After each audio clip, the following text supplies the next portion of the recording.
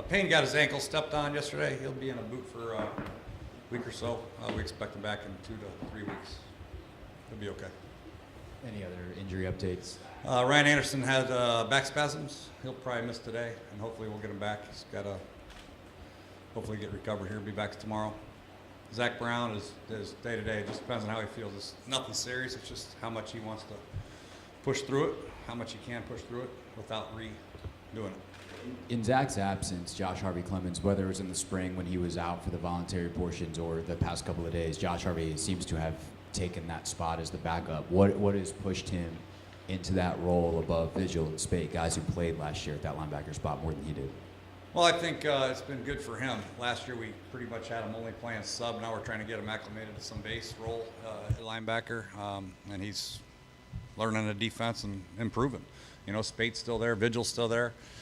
Sean Dion, we're trying to get him up to speed. So in Zach's absence, we have some guys getting quality reps that need it.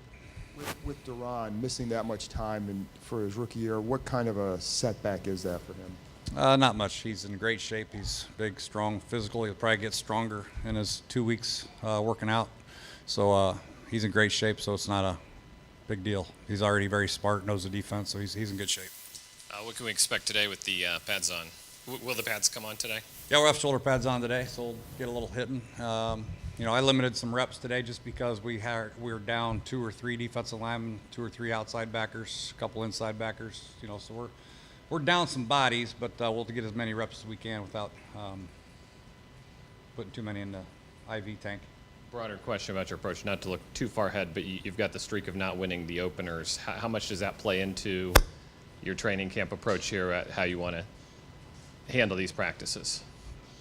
Yeah, I mean, I think we're just trying to, for right now, early stages, we're trying to reacclimate them to our system slowly but surely. I think the first 5 to 6 practices it's mainly system oriented.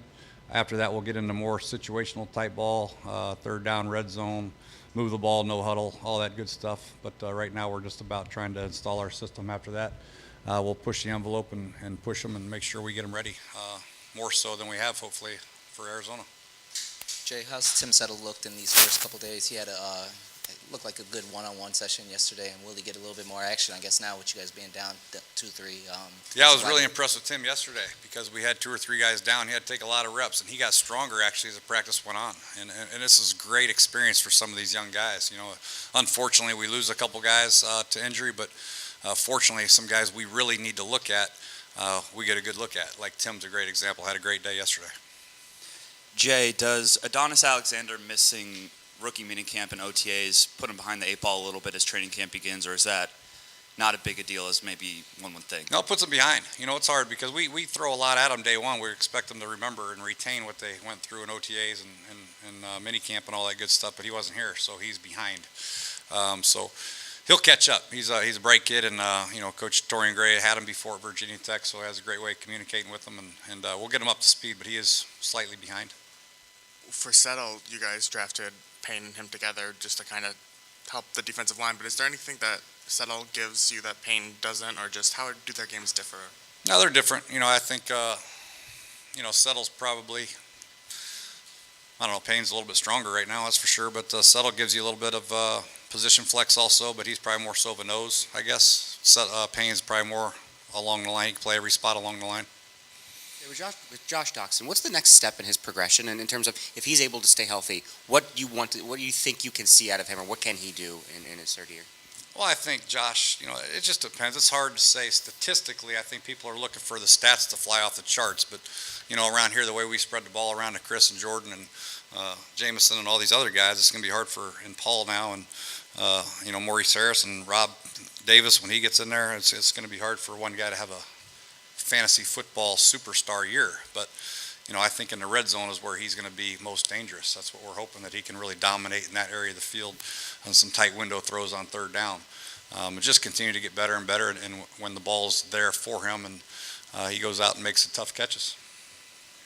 Jay, yesterday you mentioned that Jonathan Allen's coming out of his shell a little bit. That's personality-wise. What do you want to see from him as a player year 2? Obviously, I imagine health is one, but what are your expectations of last year's first-round pick?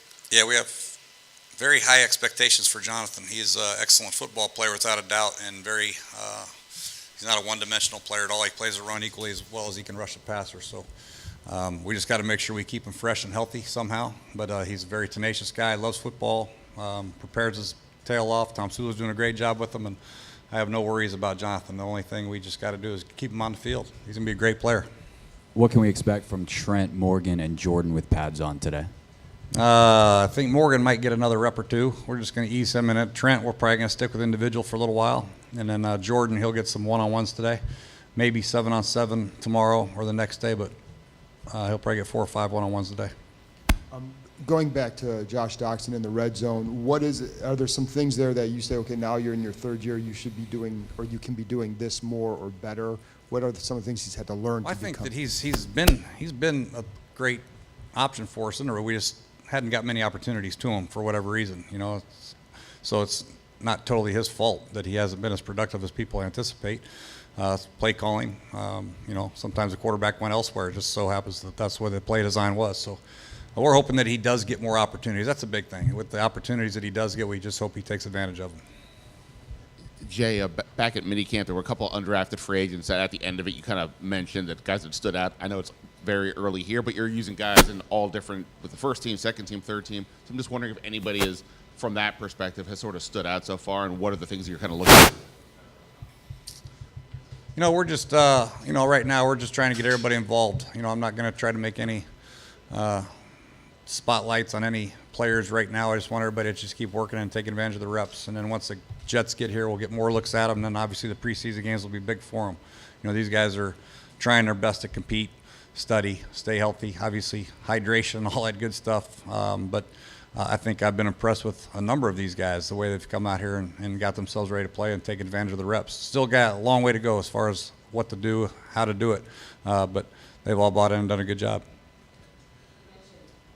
On the sort of the heat just now, how do you sort of balance the weather, the mucky sort of feel that adds extra, I guess, effort in the pads, just balancing, pushing your players, but keeping them healthy and safe in this weather? That's tough. We had a lot of guys with IVs. We had, this big thing is hydration and their diet and their sleep and all that stuff plays a part into it. And then I got to make sure we take some time off and make sure we get them plenty of water during practice, after practice, before practice, all that stuff. So I got a pretty good gauge and monitoring how we're doing and how they're doing without trying to, we still need to practice though. So there's this fine line that we talk about all the time. So it's kind of my job. Jay, how has Quentin Dunbar done since the offseason, taking advantage of the opportunity he has? And how do you feel about your cornerback depth overall? Feel good about it, and Quentin's done a good job, man. He's got a lot of confidence for a guy who's only played corner a few years in his life. I tell you what, jeez. But, I like Quentin. I think mentally I like where he's at. I think when he first started playing corner, all he wanted to do is play press, up and run man-to-man, and he could do that because he's long and can run. Now I think he's starting to expand his game a little bit. He's playing more off coverage and better in zone coverages and better in the running game and knowing where to fit. The big thing with him is just continue to get better, but he's got all the intangibles you want for a corner: long, fast, and our cornerback depth. Fabian over there, and obviously Skandrick and Josh, and now Adonis we added. Danny is one of the undrafted free agents that we really like. He's done a great job. So we have a number of guys over there that are doing pretty good. Jay. Hi, Jay. Hi. Good morning. You touched on this yesterday, but teams seem to be more aware of the importance of the backup quarterback. I mean, they always have been, but do you think what the Eagles did last year has highlighted that, and teams are really putting an emphasis on finding a backup who is capable of starting for a long period of time? Yeah, you have to. That's as important of a position as there is on your roster, really. Even though he may not play one down in the regular season, there's a chance he could play 16 games, 15 games, whatever it might be. So you have to have a good one for a number of reasons. One, he's got to support the starter. Two, he's got to be ready at all times. And three, he's got to be good for your football team and handle scout team and all that stuff for the defense. So Colt is magnificent at all that. So we feel good about having Colt here, and it's a very important position, as the Eagles found out and a number of other Super Bowl teams have found out. I think the Patriots found out with Brady, I believe.